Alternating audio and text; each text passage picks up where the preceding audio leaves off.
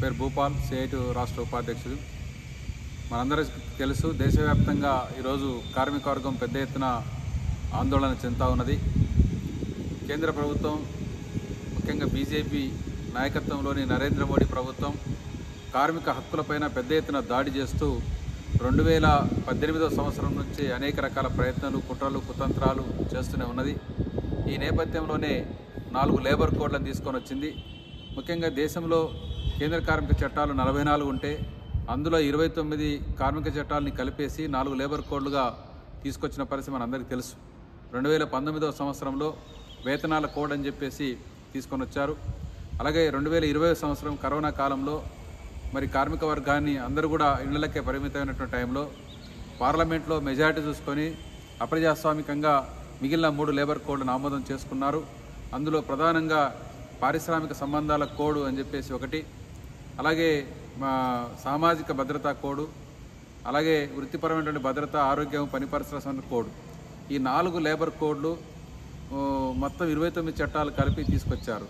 దీంట్లో సారాంశంలో మనకందరికీ తెలుసు, ఈ దేశంలో పోరాటాలు చేసి, ఉద్యమాలు చేసి, స్వాతంత్రం కన్నా ముందు నుంచి ఆ తర్వాత కాలంలో 1979 దాకా, అంటే 80 వరకు అనేక ఉద్యమాల ఫలితంగా, పోరాటాల ఫలితంగా, కార్మిక వర్గ త్యాగాల ఫలితంగా కొన్ని చట్టాలు వచ్చినాయి.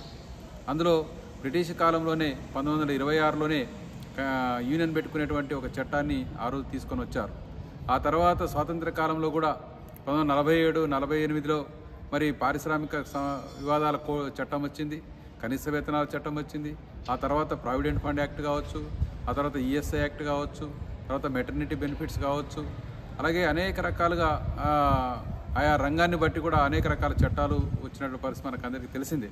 చివరికి 1979 నాటికి చూసుకుంటే మొత్తం వలస కార్మికులకు సంబంధించిన రక్షణ కోసం కూడా ఒక చట్టం తీసుకొని వచ్చారు. 1970లో కాంట్రాక్ట్ కార్మికులకు సంబంధించినటువంటి ఒక వ్యవస్థను రద్దు చేసి పర్మనెంట్ చేయడానికి కొన్ని రక్షణ కల్పిస్తూ చట్టం తీసుకొని వచ్చారు. ఇట్లా 1926 నుంచి 1979 వరకు సుమారుగా అనేక సంవత్సరాల పాటు ఉద్యమాలు, త్యాగాల ఫలితంగా వచ్చిన కార్మిక చట్టాలని ఈరోజు స్వాతంత్రోద్యమంతో సంబంధం లేదు, కార్మిక ఉద్యమాలతో సంబంధం లేనటువంటి బీజేపీ, ఆ బీఎంఎస్ లాంటి వాళ్ళ సపోర్ట్తోన ఈరోజు కార్పొరేట్ సంస్థలకు, పెట్టుబడిదారుల ప్రయోజనాల కోసం ఈరోజు మొత్తం లేబర్ కోడ్లను తీసుకొచ్చిన పరిస్థితి ఉంది. ఇందులో ప్రధానంగా కొన్ని అంశాలు కార్మిక వర్గాన్ని రాబోయే కాలంలో పూర్తిగా శ్రమదోపిడి గురి చేసేటువంటి కొన్ని అందులో క్లాజెస్ ఉన్నాయి. వాటికి సంబంధించి చూసుకున్నప్పుడు ఈరోజు చరిత్రలో పోరాటాలు చేసి, ఉద్యమాలు చేసి సాధించుకున్న 8 గంటల పరిదినం పోతుంది. 12 గంటల దాకా పని చేసుకోవడానికి అవకాశం కల్పించారు. 12 గంటల పాటు కార్మికుని శ్రమను దోచుకోవడానికి పెట్టుబడిదారులకు అవకాశం కల్పించారు. రెండవది, ఎన్ని సంవత్సరాలు చేసినా పర్మనెంటే కాకుండా ట్రైనీ వ్యవస్థనే లేకుండా ఫిక్స్డ్ టర్మ్ ఎంప్లాయ్మెంట్ సిస్టాన్ని తీసుకొని వచ్చారు. యజమాని యొక్క దయాదాక్షిణ్యాలపైన ఆయన కొనసాగించినంత కాలం కొనసాగడం, తీసేస్తే ఇంటికి పోవడం అనే పద్ధతిలో తీసుకొని వచ్చిన పరిస్థితి మనం చూస్తూ ఉన్నాం.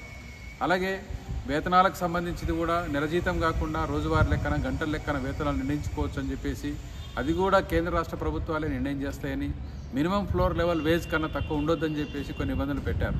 మినిమం ఫ్లోర్ లెవెల్ వేజ్ ఇప్పుడు దేశంలో 175 రూపాయలు ఉంది. అంటే 175 రూపాయలతో మీరు బతకాలని చెప్పేసి చెప్పదలుచుకున్న ఈ కేంద్ర బీజేపీ ప్రభుత్వం. కాబట్టి వేతనాలకు శ్రమదోపిడీ చేసుకోవడానికి ఒక అవకాశం కల్పించారు. అసలు యూనియన్లే పెట్టుకోవడానికి అవకాశం లేకుండా చేశారు. సమ్మె హక్కుని కూడా అనేక రకాల మార్పులు చేసి సమ్మెలు చేసే పరిస్థితి కూడా లేకుండా చేస్తూ ఉన్నారు.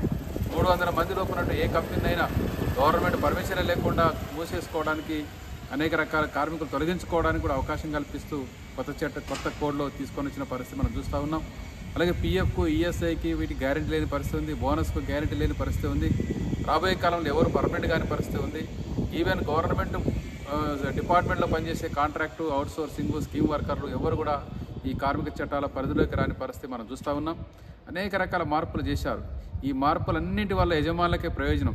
రాబోయే కాలంలో తనిఖీల వ్యవస్థ ఉండదు, లేబర్ డిపార్ట్మెంట్ వ్యవస్థ ఉండదు, కనీసం కంప్లైంట్ ఇస్తే ఎంక్వైరీ చేసే పరిస్థితి ఉండదు.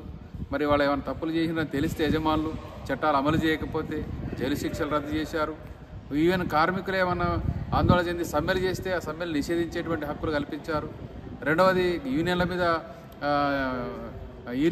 మీద కేసులు పెట్టి యూనియన్ల నాయకుల్ని జైలుకు పంపించే ప్రొవిజన్స్ పెట్టారు.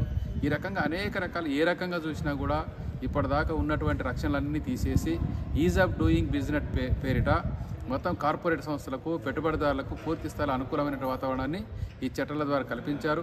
భవిష్యత్తులో ఈ లేబర్ కోడ్స్ అంటే యాక్ట్ అనే పేరే తీసేశారు.